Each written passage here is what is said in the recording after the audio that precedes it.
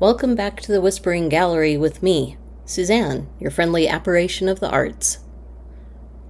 Why not join or eyeball the nearby shadows for things that shouldn't be there? Isn't that always when you spot a spider? Or was it a shadow person? That would be frightening. This is Midnight Mother Goose, Episode 3. Let's see, where were we?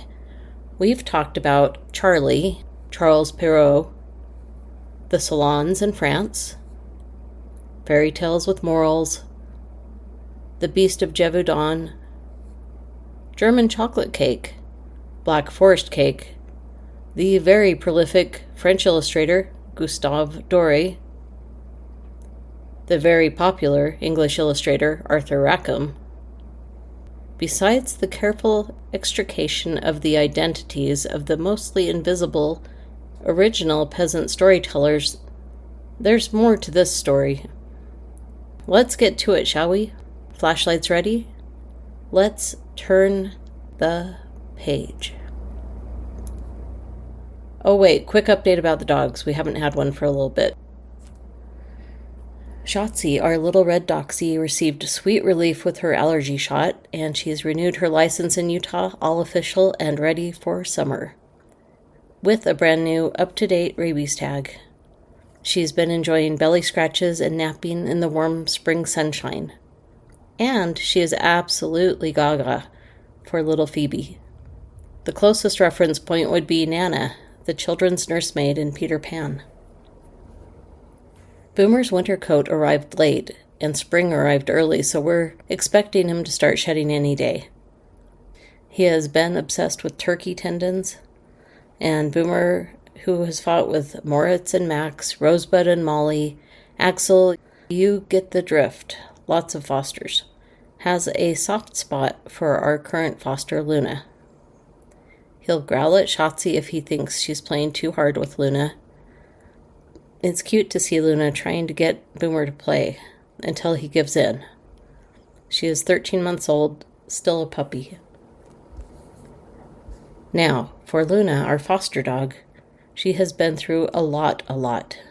Mega esophagus, ME, which is a permanent condition that will not heal. She was born with it. Aspiration pneumonia, emergency veterinary visit, ICU, and hospitalization, surgery, G-tube, and battling malnutrition, keeping food down due to the mega esophagus condition. Luna's story is available to listen to for free over on the Whispering Gallery's Patreon page. I hope to see you over there. There's a good selection of content for Midnight Mother Goose over on Patreon, including another mystery fairy tale coloring page. There's a list of things to look for while you're working on it. Okay, update's done. Let's get to the rest of the mystery and step into the gallery.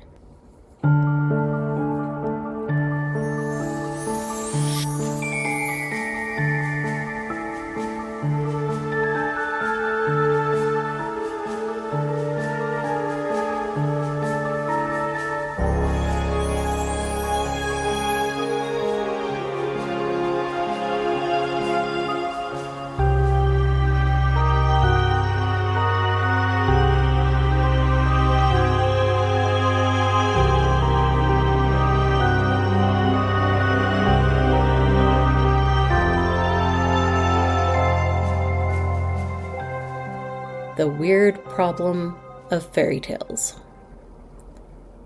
With the gnarly, twisting trees in Rackham's forests, tiny gnomes and fairies in flight, we're headed into the weird problem of fairy tales, sometimes strange or cruel.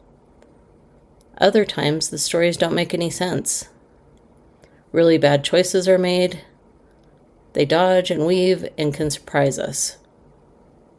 Quote, have you ever wondered maybe witches are just fairies who shed off their wings? Or maybe society cut off their wings? Who knows? And they continued to fly by a broomstick made with the scattered fragmented dust of their wings. Unquote. Debatrayi Banerjee.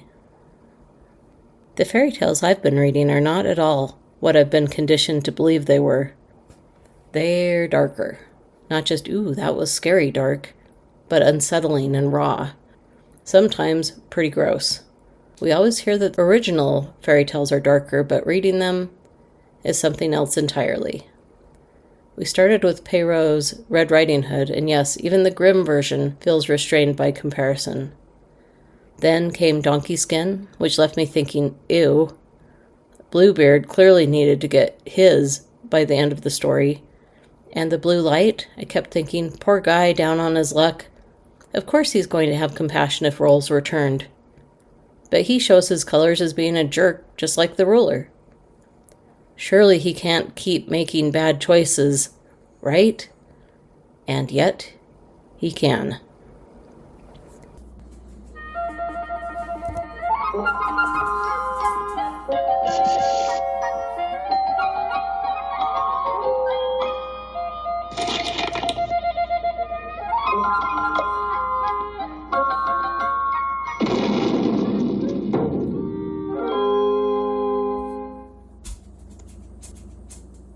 If there are allegories, how do we figure out what they are if they aren't so obvious? The meaning may not be what we want it to be. We may have to think outside of the box and just be left puzzled, even when the meaning or possible morals related to the stories become clear. Wilhelm loved polishing the stories, and there were multiple editions over which he improved story pacing, added moral elements, and softened the violence and sexual elements. So, the tales became a hybrid. Part folk story memory, part literary editing. Before we head further into heroine territory, Otto Ubalota, a German, like the Grimm brothers, and his illustrations might help us settle back down to earth and ground the episode. Otto for the reset. Otto Ubalota was focused in realism, a German illustrator. He drew scenes for the stories from his everyday world, using some real-world, dare I guess, plein air reference for his illustrations. Yes, I just Googled it. Plein air, working from observation, unlike Gustave Doré. He worked in intimate landscape, or in French, paysage in time. This was a brand new category to me. It's an art period, I think. Wikipedia reads, quote, "Paysage in time was a style of painting that focused on simple, unadorned landscapes and emerged in the mid-19th century. It was the precursor to the Impressionist style," unquote. Also, Chrome Google AI quoted from Wikipedia, which said, quote, "Paysage in time is a French art historical term translating to, quote, intimate landscape," unquote. It refers to a style of painting primarily associated with the mid-19th century Barbizon school in France that focused on simple, unpretentious, and personal interpretations of nature, unquote. Rapunzel's tower, referenced by Otto in the 1909 fairy tales he illustrated, is still around and can be found at the address Amonau, Amonau, 35083 Wetter, Hessen, Germany. Rapunzelturm, or Rapunzelhaus, a 17th century timber-framed tower with a sandstone base and charming bluebell-like roof. Talk about a cool reference. The photo of the tower and the contour drawing with Rapunzel are a dead-on match. Otto lived in Hesse, a state in Germany where Kassel is located, which is where Jacob and Wilhelm Grimm worked.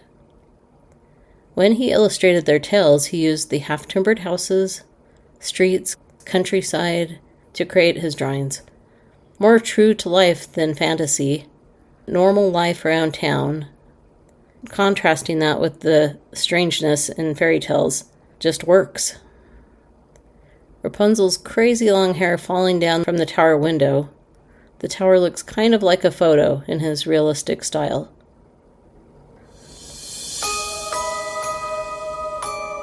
From Christine Heppermann's Poisoned Apples, Poems for You, My Pretty. quote, "And those women were sneaky. They understood that including fantastical elements in their tales, golden eggs, singing harps, talking frogs worked to mask a deeper purpose. It made the stories look on the surface like a mere bubble of nonsense, within which it was possible to utter harsh truths, to say what you dare, about the state of women's lives. Because they were just stories, right? Harmless little fantasies." Unquote.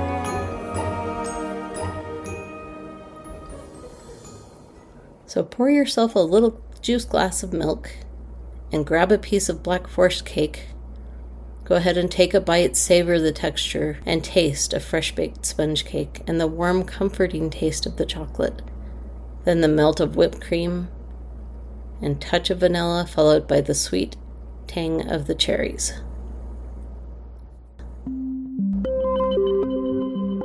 The Golden Heroines, the women who told and illustrated our fairy tales. Lean in, dear listener, as together we disentangle some of the fairy tale and Mother Goose contributors, who were not of the farming or peasant vein, after all. Some lived as far away as across the street. The women contributing to Grimm's collection, over 50% of them, were women who were educated and middle class and had names. The illustrators of fairy tales and nursery rhymes were more than an incognito, first initial, last name, and together we can lean into the restoration of these artists and storytellers. While incomplete, we will take some steps to follow the breadcrumb path of understanding. Once upon a time, Dory, Rackham, Ubaloda, and a few other men brought fairy tales to life with their illustrations. Shadowy forests, half-timbered houses, a murderous wolf and witch, and magic. But there were women afoot, and they carried their own light. Let's set our dessert plates aside and grab our flashlights, and follow them into the enchanted forest, where we'll meet a few of them. Fairy tale illustration and drawing and painting their own exits to climb out of the box of societal norms of the period were in order. This kind of escape is difficult. Whether you stand alone like a new kid in a class, or as a woman or man, or no matter your pronouns, standing up for an appropriate work environment and professional treatment. We can align together in our wish for common courtesy for ourselves and each other, and a world of equality and kindness. The ways these illustrators found their way out into the world was quite a journey for each and every one. Thank heavens one was encouraged by her family, one had her work appear under her husband's name at first, and then there was the disappearing woman trick. It was not uncommon to list female authors and illustrators with an initial for their first name, then poof, nobody would have a clue they were a woman. Others were published, but there were some points of view that did not allow for working moms. It was be one or the other, or some. As contemporaries of male illustrators, women were in a pretty structured place in their world.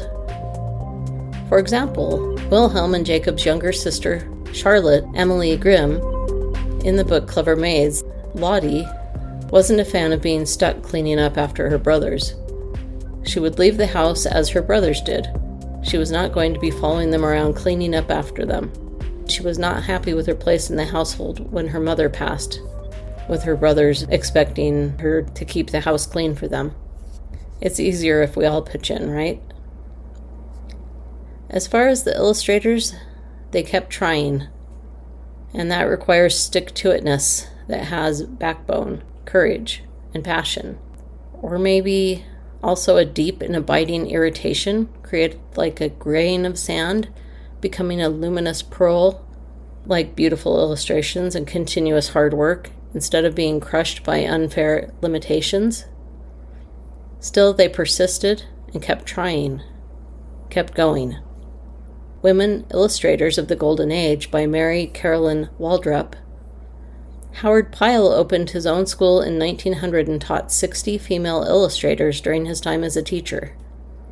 By 1904, Howard wouldn't work with any more women. He stated, quote, "The pursuit of art interferes with a girl's social life and destroys her chances of getting married. Girls are, after all, at best only qualified for sentimental work." Unquote. Oof. Jessie Wilcox Smith, quote, "If a woman elects to be a housewife and mother, that is her sphere and no other. Circumstances may, but volition should not, lead her from it.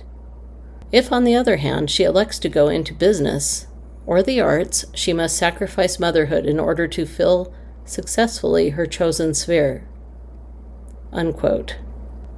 Let's enter the land of fairy tales to find a sampler of these golden heroines, shall we? Marguerite in Wisconsin. 1889 to 1987, the woman that started this whole section about heroines was Marguerite d'Angely, whose book of nursery and Mother Goose rhymes was beautifully illustrated with soft, ethereal watercolor and colored pencils, with a sketch-like, dreamy quality. This was one of my books of nursery rhymes while growing up, and I think the images mattered to me more than the words, and just turning the pages to see another. Marguerite illustrated a book of Mother Goose that is especially ethereal and beautiful. That's why she was one of my picks and just a good egg, so to speak.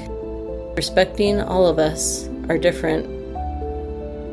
There's a YouTube interview of her speaking about her work as an illustrator on our Patreon page. Visit the Patreon page to watch the video of Marguerite's interview as an illustrator and see the cover art for her nursery rhymes there. Marguerite balanced being a mom of 5 children with being an illustrator, and a point of interest, she too had a photographic memory.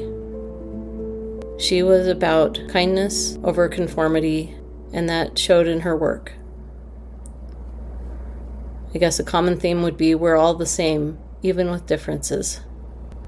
An award-winning illustrator, she received 2 Caldecott Honor Awards, one for Yanni Wonder Nose and the other for Book of Nursery and Mother Goose Rhymes that was just mentioned. She also received a Newbery Medal for Door in the Wall and for Black Fox of Lorne. Quote, "She was also one of the first children's authors to address racism with Bright April, 1946, which narrated the discrimination faced by a young black girl in Philadelphia." Unquote. D'Angely also wrote historical fiction for children beginning with Skip Pack School in 1939, about a family of German immigrants in the early 1700s. Historical fiction was her greatest success. From her Wikipedia page, quote, "Her work explored and depicted the traditions and rich cultural diversity of common people, more frequently overlooked. A semi-autobiographical Great Depression family, African-American children experiencing the sting of racial prejudice, Polish mine workers aspiring to life beyond the Pennsylvania coal mines, the physically handicapped, colonial Mennonites, the Amish, 19th century Quakers supporting the Underground Railroad, immigrants, and other traditional or ethnic peoples. D'Angely's books carry an underlying message that we are really all the same, and that all of us deserve tolerance, care, consideration, and respect. If you'd like to explore more artists from this era, I've gathered a small library of Golden Age women illustrators on the Patreon page, including downloadable books for e-readers and a few examples of their work. Despite the social norms of the time, the Golden Age of illustration, it was a shared effort, co-ed, women and men, pouring their hearts into their art.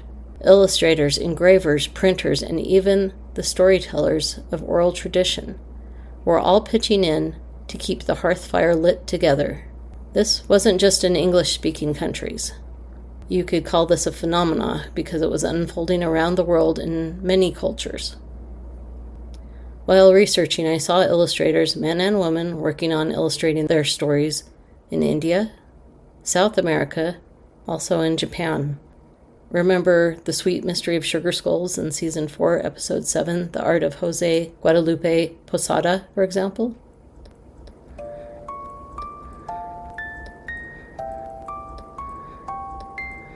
So heroines, the invisible maids. From The Wishing Table, The Gold Donkey, and The Cudgel in the Sack, from the Brothers Grimm, Sarah Beth Durst said, quote, "The middle son gets a magic donkey. When you shout the word Bricklebrit, it spews gold pieces out of, and I quote, its front and back. Yes, folks, thing I love, number 4, the Bricklebrit donkey. You shout a word, and gold comes flying out its butt. Fairy tales don't get much better than that," unquote. I bought a copy of the book Clever Maids, The Secret History of the Grimm Fairy Tales by Valerie Paradis, and cracked it open on my Kindle. Let's take our flashlights and check out some interesting details for a moment, shall we? The brothers did not hesitate to ask their sister Lottie's friends for stories. Women were a source of storytelling, and that was how the oral tradition had been recorded and passed down in general in 19th century Germany. The following women, both middle class and aristocratic class, are storytellers credited with providing at least half of the stories collected by the Brothers Grimm. And on an interesting note, the Hasenpflugs had Huguenot roots, meaning their storytelling was influenced by French fairy tales. Charles Perrault. Who were these quasi-invisible clever maids who Wilhelm and Jacob recorded the oral tradition of fairy tale telling? The ones I know about were Gretchen Wild and Dorchen Wild, Old Marie, a maidservant of the Wild family, Suzette Hasenpflug of the Huguenot family, also Jeanette Hasenpflug, Marie Hasenpflug, and Amelia Hasenpflug of the same family, Lottie Grimm, Dorothea Weimann, the von Haxthausen family, and the von Drost Husselhoff family. Quote, "Fairy tale, wonder tale involving marvelous elements and occurrences, though not necessarily about fairies," unquote. That was from Britannica.com/art/fairytale. Wilhelm and Jacob wrote down the stories and refined them. Grimm's fairy tales has been translated into over 150 languages, and had 7 major editions while they were alive. Wilhelm Grimm kept working on and editing the language, softening the harsher parts. Shadows from fairy tales feel like they could drift between the pages of books to reality, behind copses of fir trees, under starlight, bringing some harsh lessons that still ring true from Hansel and Gretel, Little Red Riding Hood, Donkey Skin, and Bluebeard, with dire consequences.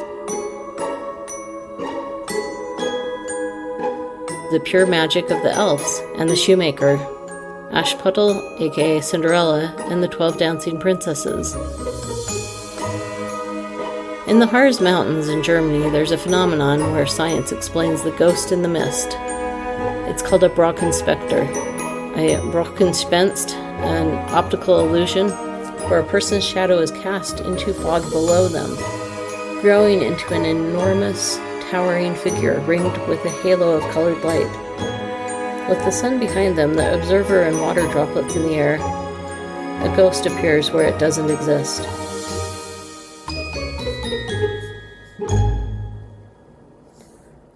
Along the way, we've hunkered down in the salons of France before the Age of Enlightenment for Mother Goose tales, survived the true-to-life terror of the Beast of Gévaudan, and followed the fairy tale road after leaving the depths of the Black Forest in Germany, at least the Whispering Gallery podcast version.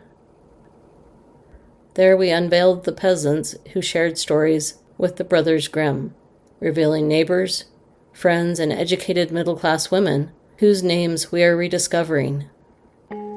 Storytellers whose voices carried the oral tradition forward, and those whose tales were later imagined into pictures by illustrators of the Golden Age.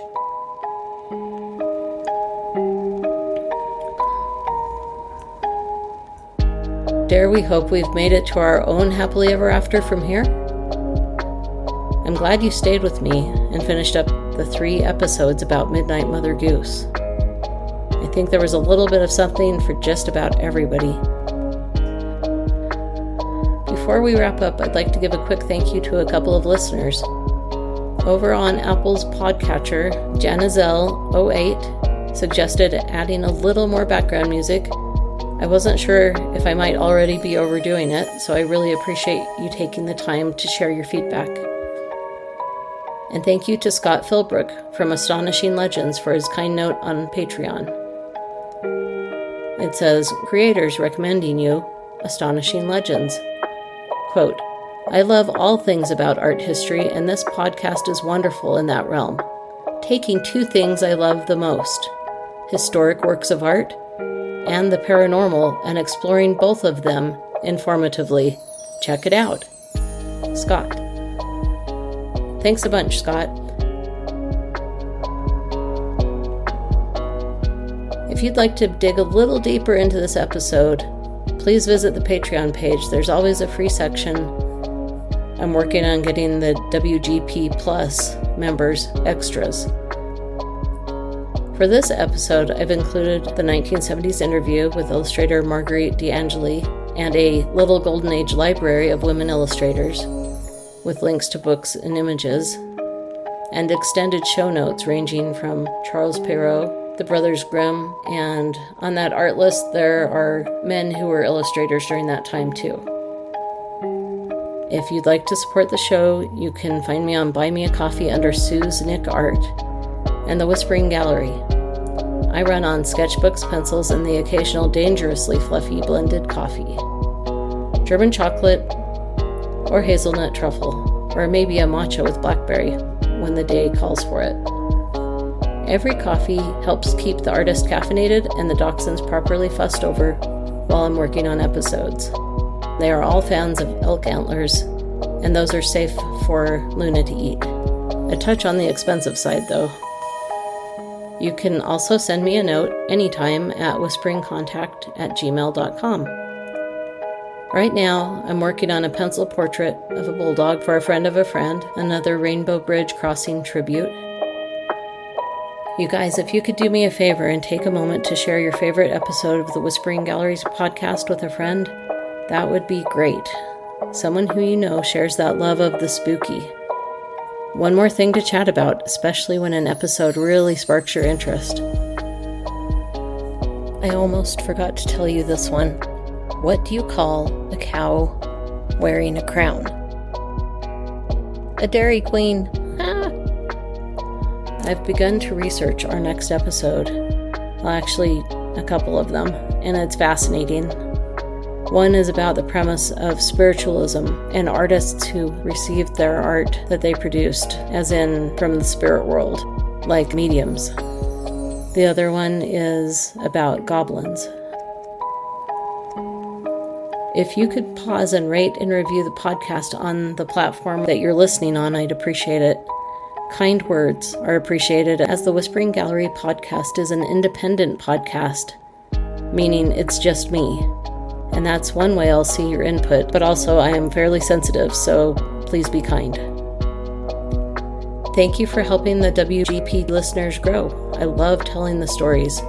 I have so many moments when I'm wanting to share what I've learned with you and taking notes so I don't forget about whatever it is. That might be in the middle of the night, at a doctor's appointment, at the vet, pulled over in a grocery store parking lot. So don't forget about the video. Actually, I posted about Peter and the Wolf, Luna's story, and the fairy tale coloring page over on patreon.com/whisperinggallery. No matter where you are, please reach for empathy and the tendency to be kind. It matters. And please take care of yourselves.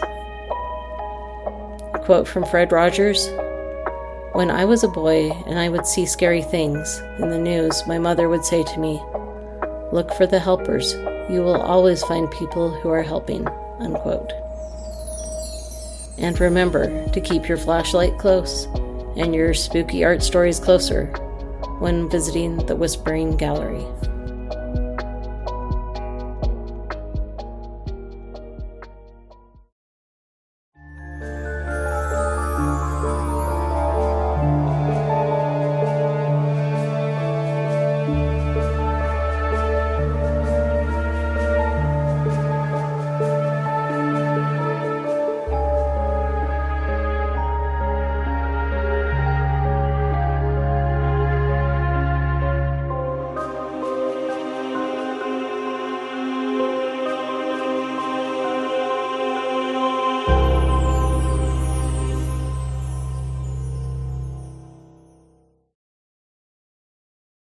Thank you for the sound effects and music attribution to the musicians and sound engineers who have provided the background sounds for this 3-episode series about Midnight Mother Goose.